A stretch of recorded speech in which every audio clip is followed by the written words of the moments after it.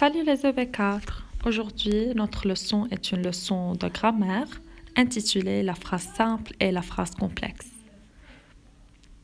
Alors, on va commencer par un petit rappel sur la phrase, comme on a déjà appris. La phrase est une unité grammaticale bien ordonnée ayant un sens complet. Elle commence par une lettre majuscule et se termine par un point. Une ponctuation forte comme un simple point, un point d'exclamation ou bien un point d'interrogation. Exemple, la planète Terre est en danger. Alors, une phrase est une suite de mots, elle commence par une lettre majuscule, finit par un point et elle a un sens complet. Maintenant, qu'est-ce qu'une proposition? Une proposition est un constituant de la phrase.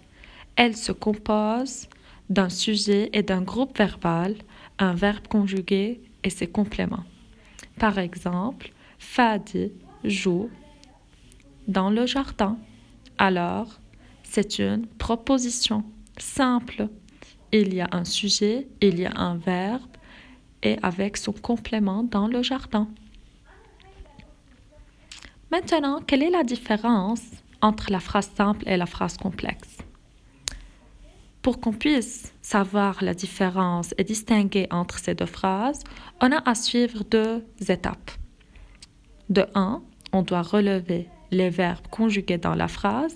Faites attention, on relève seulement les verbes conjugués. S'il y en a des verbes à l'infinitif, je ne les compte pas. Deuxièmement, je compte les verbes. Si nous avons un seul verbe conjugué, il faut faire attention aux verbes conjugués. Seulement je compte les verbes conjugués, alors c'est une phrase simple. Si nous avons deux ou plusieurs verbes conjugués, alors c'est une phrase complexe. Alors, une phrase simple est une phrase qu'elle contient un seul verbe conjugué, c'est-à-dire une seule proposition. Une phrase complexe est une phrase qu'elle contient plusieurs verbes conjugués, c'est-à-dire autant de propositions que de verbes conjugués. Alors, chaque verbe conjugué constitue une proposition, avec ses compléments bien sûr. Alors, comment sont reliées les propositions l'une à l'autre dans une phrase complexe?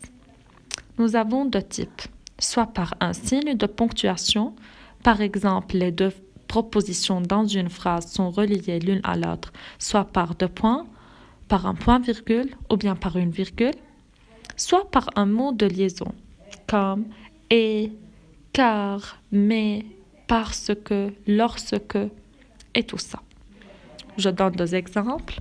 Chaque soir, la mère s'assoit avec ses enfants et leur raconte des histoires. Alors on voit dans cette phrase, les deux propositions sont reliées l'une à l'autre par le « et ». La deuxième, Fadi arrive, virgule, il prend son déjeuner et commence à résoudre ses devoirs. De même, dans cette phrase, on a trois propositions. La première est reliée à la deuxième par la virgule. La deuxième est reliée à la troisième par le mot de liaison qui est le « et ». Alors, comme ça, notre leçon est terminée.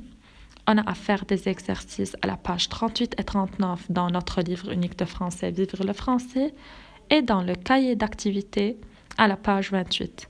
Bonne journée et courage.